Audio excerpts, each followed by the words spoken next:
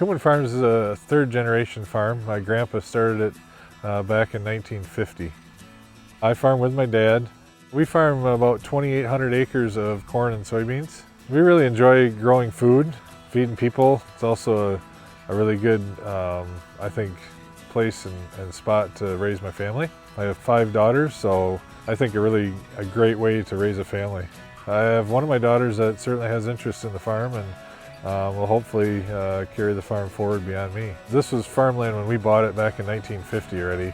The land was already farmed, maybe different crops than we do raise now, but it was already farmed. So this field was planted to oats last year in the summertime to try to keep the soil from eroding, also to help with the soil health. So as the oats dies over the winter and breaks down, builds organic matter into the soil, and that's always good for our crops to have higher organic matter.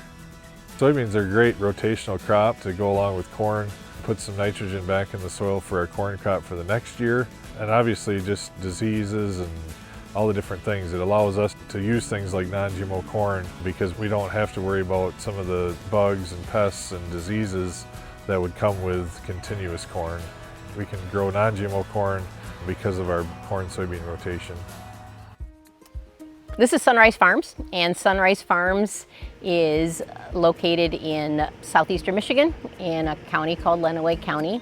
We have a long history in this area. My husband's family started farming here over 150 years ago. As time has gone on, the farm has expanded. This year we're farming about 1,300 acres. All of that is in corn and soybeans. But we're very, very proud of the heritage that we have here. My husband and I are the 5th generation to farm in this area, and our son farms with us, and we have several grandsons that we hope in time will also decide to stay and farm in the area. This particular area of Michigan was probably swampland. It's now one of the most productive agricultural counties in the state. We are farming land that has been in agriculture for many, many years, yet we also value the several woodlots that we have around. We like the opportunity that provides for us to have habitat for wildlife. We like the opportunity that provides for us to have recreational area, but we just think it's really important that land that's in agriculture stay in agriculture, and so we try and protect and conserve that soil so that it can continue to serve generations to come. We're very proud to be Michigan MEAP verified, and the MEAP verification stands for the Michigan Agricultural Environmental Assurance Program. And what this means is that we have a series of guidelines that we have decided to implement on our farm, which help us to adopt practices that are favorable to the environment. And so we happen to be verified in 2 different areas, one in farmstead and the other one in cropping systems. By doing that, we've adopted some things such as how we store our chemicals, but also importantly, how often we test our soil and some of the practices that we use on the farm that help it to have only a positive environmental impact on our community. And that's really important to us. The verification program requires that someone from the outside comes and looks at what you're doing and gives you that verification, and we've been verified for over 5 years. So we're very proud of that and looking forward to being involved in that program for many, many years to come. We grow, for the most part, a 50-50 rotation of corn and non-GMO soybeans, and then we have about 100 acres of hay that is raised commercially for local horse farms.